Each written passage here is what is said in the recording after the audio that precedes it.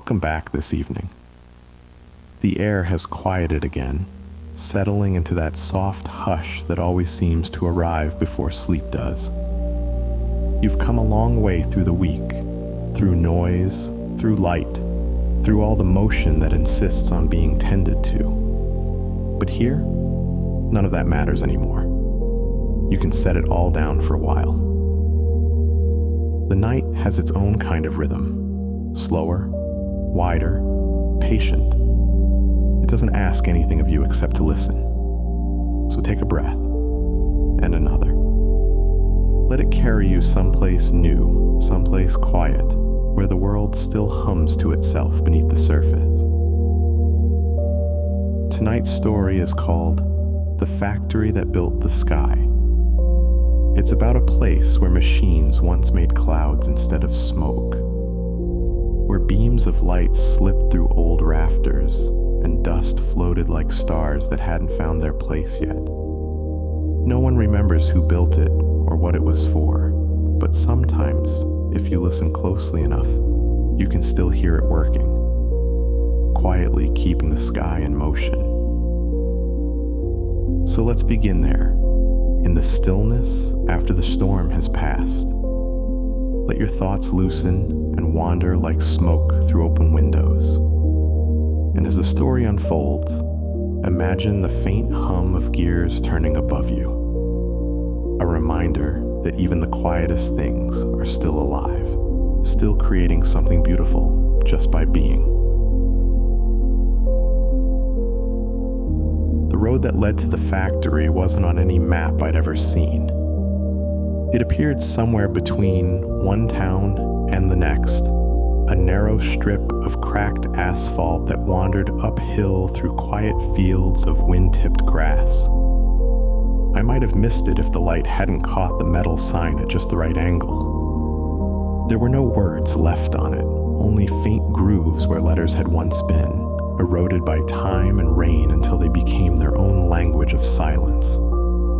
Still, I knew I was meant to turn there. The sky was low and pale, brushed with the color of old paper. A faint hum carried through the air, steady, mechanical, but not unpleasant. It reminded me of the sound power lines make on hot days, or a train passing in the distance long after you've stopped expecting it. With every step, the sound grew clearer, as though the ground itself were vibrating with the memory of something still at work. I reached the crest of a hill, and there it was. The factory stretched across the horizon, its long roof half collapsed in places, windows fractured into uneven squares of light. A tall smokestack leaned slightly, releasing nothing but a thin shimmer of air that dissolved as soon as it rose. It looked less like a ruin and more like something that had simply paused, a creature asleep with its eyes still open. Beyond it, the sky glowed faintly brighter, as if being built anew just beyond the roofline. The main gate stood open. The hinges didn't squeak, and the chain that once held it shut had been neatly folded to the side. I stepped through and felt a change in the air, cooler, sharper, filled with the faint metallic scent of rain before it falls. The ground beneath me was lined with rails that disappeared into the distance, half buried in weeds, as though the factory had been waiting for deliveries that never came. A flock of small birds circled the upper windows, calling softly to one another before vanishing into the rafters. I walked closer until I could see through the cracks in the outer wall. Inside, enormous gears hung suspended from the ceiling, their teeth interlocked but still as though caught mid-breath. Pipes ran along the walls, bent in elegant shapes, some of them humming faintly like tuning forks struck long ago and still resonating quietly to themselves. Dust drifted through beams of light cutting down from the broken roof, and every particle seemed deliberate, as if placed there by design. I listened carefully, and beneath the hum, I heard something softer, rhythmic, like the sound of air being shaped. The door to the main hall stood ajar. Its metal frame was warm to the touch, though the air was cool. I pushed gently, and the hinges moved without a sound. The room beyond was vast, high ceilings, catwalks running in crooked lines above, and the faint echo of dripping water somewhere in the distance. In the center of it all, a single machine stood still, surrounded by pools of light that shimmered faintly, as if reflecting a sky that didn't yet exist. I walked forward, the hum growing deeper with each step. Something about the sound felt familiar, not like memory, but like a dream that had been waiting patiently to be recognized. When I reached the base of the machine, I looked up and saw that its panels weren't made of metal at all, but of glass. Behind the glass, faint colors shifted, blues, pinks, and golds, swirling slowly like clouds seen from far above. And as I watched, the hum grew softer, warmer, almost like breathing. The closer I looked, the more the glass panels seemed to move on their own. Colors rippled across their surfaces like slow-moving weather, clouds drifting in miniature, sunlight bending where there was none. Each section glowed with a pulse that wasn't electric but something deeper, as if the light inside had learned to breathe. It reminded me of a heart seen through thin fabric, steady and patient, content to be unseen until noticed. I circled the machine, tracing my fingers along its edges. The hum I'd heard earlier rose slightly, responding to the motion as though it recognized the touch. There were dials and switches, some labeled, others blank, the words worn away to shallow impressions. One of the levers had been tied with a strand of copper wire, preventing it from being pulled again. Beside it, someone had carved into the surface, "Do not restart the dawn." The message should have felt strange, but instead, it made perfect sense. The light behind the glass shifted as I read the words, a faint shimmer of pink, like morning trying to remember itself. The hum deepened again, and this time I could almost hear patterns within it, not music, but rhythm, as if each tone belonged to a part of the sky. I wondered if this was what sunrise sounded like before anyone had learned to give it color. The rest of the hall was filled with similar shapes, long belts of forgotten machinery, panels of glass stacked like panes of weather waiting to be used. Some still flickered faintly, others had gone completely dark. Overhead, ropes hung loose from pulleys, swaying slightly as if stirred by the exhale of the machines themselves. Every few moments, a droplet of water would fall from the ceiling, landing with a soft ping that echoed across the floor like a tiny note of punctuation. The entire place spoke in whispers, never rushing to be understood. At the far end of the hall, I found a set of metal stairs leading upward. The railings were cool beneath my hand, slick with condensation, and the air grew warmer the higher I climbed. Halfway up, I stopped to look down. From here, the machine's glow painted the walls in thin streaks of moving light, a slow aurora drifting across the old brick. The hum filled the space evenly, like water in a glass, not loud, just complete. It felt less like sound and more like being held. At the top of the stairs was a narrow walkway that crossed over the main hall. The metal beneath my feet flexed slightly, but didn't complain. From up here, I could see the entire layout, the machines aligned in careful order, the pipes curving through the air like veins, the soft currents of color drifting from one panel to the next. It was beautiful in a way that had nothing to do with design, more like an accident of patience, a rhythm that had outlasted its purpose and become art by simply continuing. Somewhere below, a low click echoed, and the hum changed pitch, just slightly. I leaned over the railing and watched as one of the glass panels brightened, flooding the floor with pale gold light. It rippled outward, touching the other machines one by one until the whole hall was softly glowing. The ceiling caught the reflection, and for a heartbeat I thought I saw the sky itself moving just above me, layers of light folding and unfolding like waves. Then, just as quickly, it dimmed again, returning to the soft shimmer it had before. The hum settled, satisfied, as if testing something that had worked exactly as intended. I stood there for a long time, listening to the factory breathe. The light, the sound, the rhythm of it all. It wasn't just still functioning, it was dreaming. And I couldn't shake the feeling that whatever it was building up there in the rafters might still be the sky I was standing under. The upper chambers felt different, less like a workplace and more like a place of waiting. The air carried a faint scent of oil and ozone, but also something cleaner, lighter, like the space just before a storm when everything holds its breath.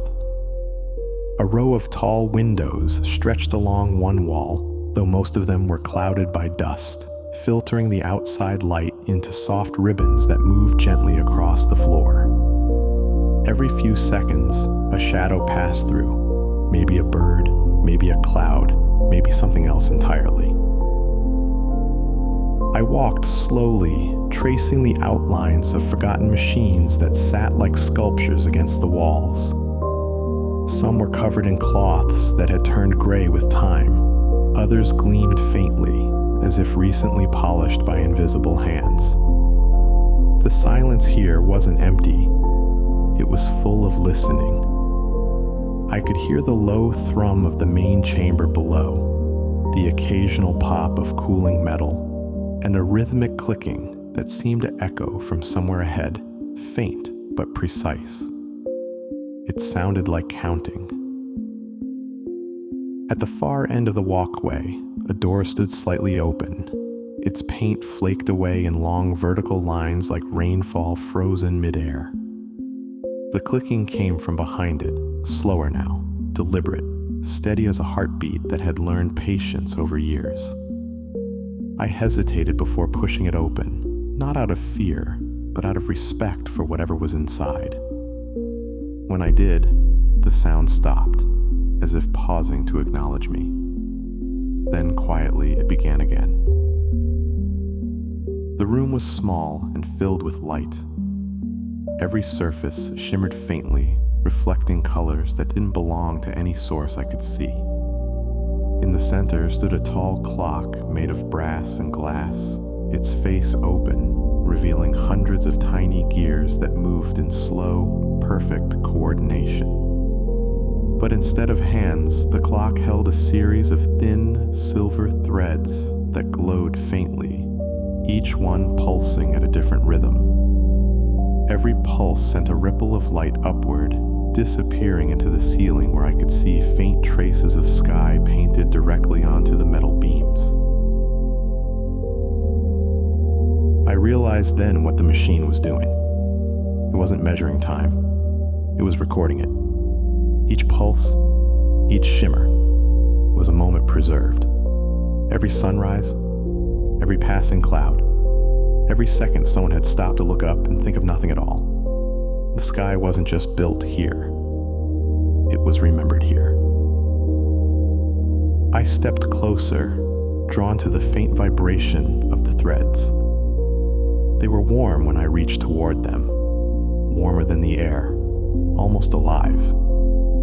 The moment my fingertip brushed one, the light shifted through the entire room. The windows glowed brighter, and I could see images forming briefly on their surfaces. Clouds swirling backward, sunsets unsetting, stars folding into the dawn. Then everything went still again. The clock's hum lowered, returning to its calm rhythm. A faint line of text appeared across the brass plate at its base, not engraved but glowing softly like condensation tracing words on cold glass. It read, "Every sky must be rebuilt by someone who remembers what it looked like." I whispered the words aloud without meaning to, and as I did, the threads pulsed once more, in harmony, slow, deep, alive. It felt like the room exhaled. When I turned to leave, the light from the clock followed me, spilling through the doorway like sunlight caught in dust. The hum of the factory below blended with the rhythm of the gears, forming a single low note that seemed to fill the entire building. It was the sound of something both working and resting at the same time. And as I stepped back into the walkway, I couldn't tell anymore if the light shining through the windows came from the sun outside or from the sky the factory had just rebuilt. The stairs that led to the top level curved in a slow spiral, each step covered in a thin layer of dust that barely stirred as I climbed. The air grew lighter again, drier, carrying a faint metallic taste like air struck by lightning. Halfway up, I stopped and looked down. The glow from the chambers below was diffused, like moonlight seen through water. It shimmered quietly, reflecting against the walls in long, thin streaks that swayed like breath. At the top of the stairs, a hatch stood slightly open, a soft current of wind pushing through the gap. I lifted it carefully and stepped out into what must have once been the roof. Only part of it remained now.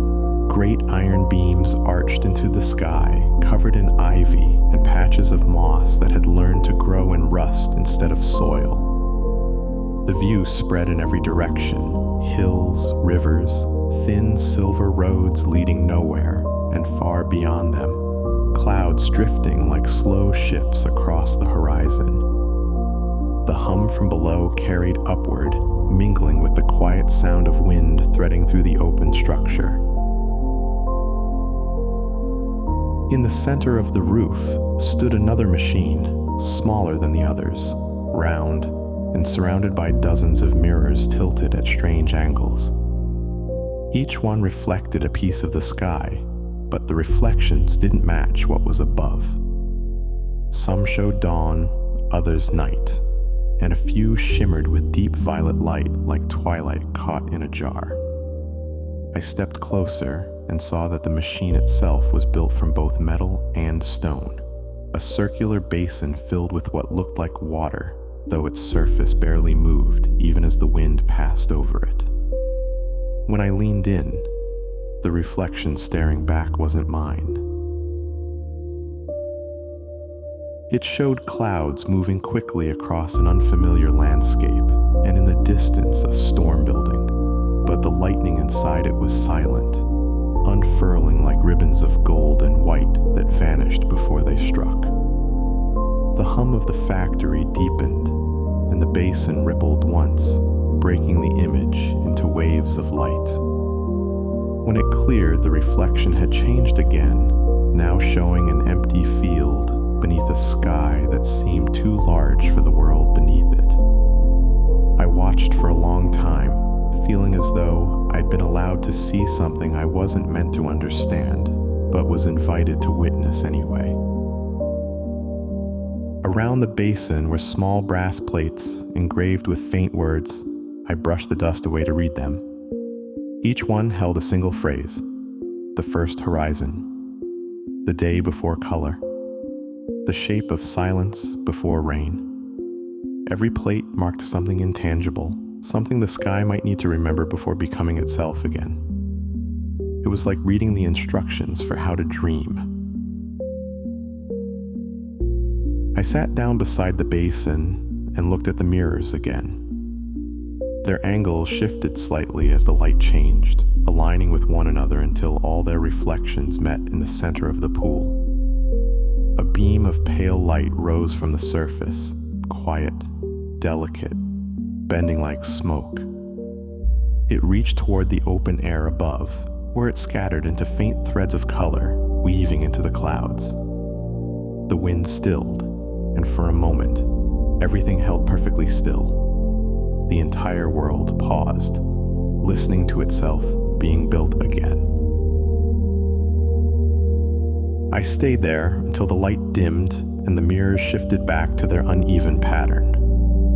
The hum from below softened, returning to its steady rhythm, like the world taking a long, calm breath. When I looked back into the basin, the reflection showed only the sky as it was now, a soft, endless gray, calm and familiar. The kind of sky that doesn't ask for attention, but quietly holds everything beneath it. I made my way back down through the winding staircase, my hand brushing along the railing, still faintly warm from the sunlight that had touched it hours before. The hum of the factory below grew louder again, but it wasn't the same hum I'd heard before. It had changed, deepened, as though something had awakened and then settled back into itself. The sound was full, soft, the kind of tone that fills the air even after you stop listening.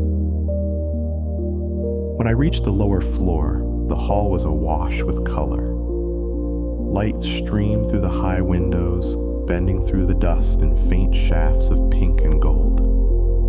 The glass panels of the machines were brighter now, the clouds inside them drifting slower, as if resting after long work. The gears moved lazily, not grinding but gliding, each motion accompanied by a soft, smooth click like a breath between words. It was all still alive, but calm now. No urgency, no demand, only rhythm. I paused beside the main machine, the one that had glowed so fiercely when I first arrived. Now its light was softer, a cool blue with threads of pale silver weaving through it. When I leaned closer, I could see faint shapes drifting within, outlines of skies I recognized, storm clouds, sunsets, the way dawn looks through a screen of trees. And then between them, flashes of skies I'd never seen at all. Places I couldn't name, but somehow knew I'd dreamed before. The hum seemed to notice me again, rising slightly, steady and slow. I thought of the words carved into the metal near the lever upstairs. Do not restart the dawn. I wondered who had written it and why they'd felt the need to remind whoever came next. Maybe dawn wasn't something to start or stop. Maybe it was something the world just remembers how to do. The floor near the far wall was covered in small puddles of water that reflected the ceiling light like mirrors. When I stepped over them, I could see the faint shimmer of color moving within, almost like the reflections from above were still falling through the air in slow motion. Every droplet that hit the surface rippled outward, creating soft circles that overlapped and disappeared into one another. It was strange to think that even the smallest thing in here, even a puddle, might be helping rebuild the sky in its own quiet way. A sound behind me made me turn. The clock from the upper chamber had begun to chime again, but faintly this time, each tone ringing through the hall like the echo of time being folded neatly away. The hum shifted to match its rhythm, and for a few long seconds, the entire factory seemed to breathe in unison. It was less like machinery now, and more like weather. Slow, alive, inevitable. I closed my eyes and listened, realizing I was standing inside the sound of something remembering how to exist. When the chime faded, silence followed, not empty, but full, as though the air itself was holding its breath before settling again. I stood there for a while, hands in my pockets, the dust catching in the light like snowfall caught in reverse. For a moment, I could almost believe that this place, this strange, breathing monument, had built every sky I'd ever seen and would keep building them long after I was gone. Maybe that was all it ever wanted to do. Maybe that was enough. When I finally stepped outside, the light had shifted again. It wasn't evening yet, but the day was beginning to slow. That fragile time when shadows stretch long enough to touch each other and the air smells faintly of iron and earth. The sky above looked ordinary at first glance, soft gray, streaked with the kind of blue that hides behind clouds. But the longer I looked, the more I felt it wasn't the same one I'd walked under before. It seemed cleaner somehow, as though something unseen had been washed away. The hum of the factory had followed me outside. It wasn't loud, just a low vibration that seemed to come from the ground itself. Even as I walked farther down the road, the sound lingered, softer now, until it blended into the wind moving through the tall grass on either side. Each blade bent and straightened in rhythm, like the whole field was breathing along with the machines behind me. I didn't turn around. The dirt road curved back toward the hills, and I followed it, hands tucked into my jacket pockets.